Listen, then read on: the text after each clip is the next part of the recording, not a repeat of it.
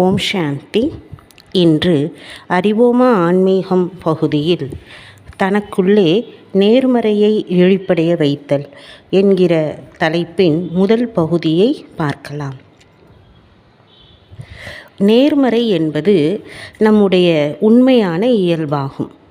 அதை நாம் நம்முடைய பிஸியான வாழ்க்கை முறையில் சில நேரங்களில் இழந்து விடுகிறோம். இது நம் கழுத்தில் இருக்கும் நெக்லஸை போன்றது. அந்த நெக்லஸ் நமது கழுத்தில் இருப்பதை உணராமல் காணாமல் போய்விட்டது என்று சுற்றிலும் தேடுகிறோம். நாம் அன்றைய பொழுதை தொடங்கும் போது நம் மனதை ஒரு நேர்மறையான மூலத்திலிருந்து நேர்மறையான விஷயங்களால் நிரப்ப வேண்டும். இந்த விஷயம் நம்முடைய மனதை பலப்படுத்துகின்றது. மேலும் நம்மை சுற்றி உள்ள எதிர்மறைகளிலிருந்து பாதுகாக்கின்றது. நெக்லஸை போலவே நேர்மறையும் தற்காலிகமாக இழக்கப்படுகிறது. அதை கண்டுபிடிப்பது மிகவும் சுலபம். ஆனால் எதிர்மறையின் தாக்கம் நேர்மறையாக மாறுவதற்கும் அதை மீண்டும் பெறுவதற்கும் வழிகளை பற்றி சிந்திப்பதற்கு அனுமதி அளிப்பது கிடையாது. ஒரு காலத்தில் ஒரு பணக்கார வர்த்தகர் இருந்தார். அவர் சிறிய காரணங்களுக்காகவும் கூட எப்போதும் வருத்தப்பட்டு கொண்டே இருப்பார்.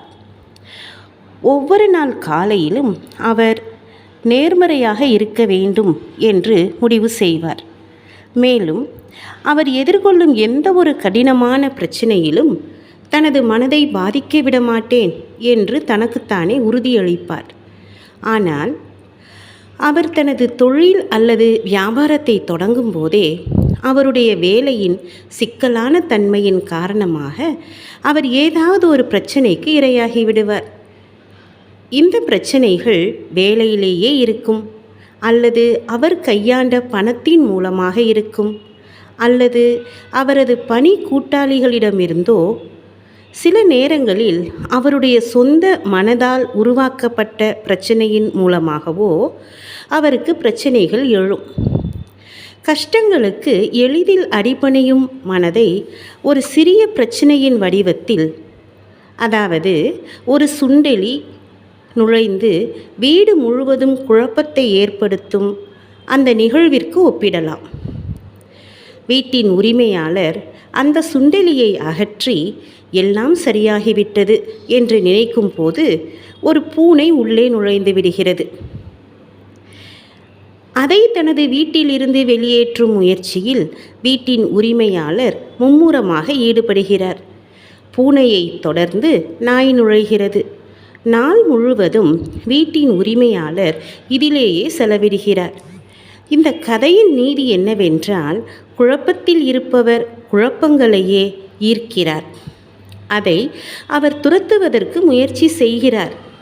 பிரச்சனைகளை விலக்கி வைக்க முயற்சிக்கின்ற இந்த செயல்முறை அல்லது மனப்பான்மை, மேலும் அதை செய்வதில் அதிகமாக ஈடுபடுவது, இரண்டும் மேலும் மேலும் சிக்கல்களைத்தான் கொண்டு வருகின்றது. எனவே அன்றைய முதல் பிரச்சனை வரும்போது அமைதியாக இருக்க வேண்டும். அதை விலக்கி வைப்பதில் அதிகமாக ஈடுபடவோ அல்லது குழப்பமடையவோ வேண்டாம். இது நாள் முழுவதும் பிரச்சனைகளை விலக்கி வைப்பதற்கான முதன்மையான படியாகும். அமைதியானது என்னை சுற்றி பிரச்சனைகள் இல்லாத சூழலை உருவாக்குகிறது. மேலும் என்னை திருப்தியாகவும் சக்திசாலியாகவும் அமைதியாகவும் வைத்திருக்கிறது. ஓம் சாந்தி.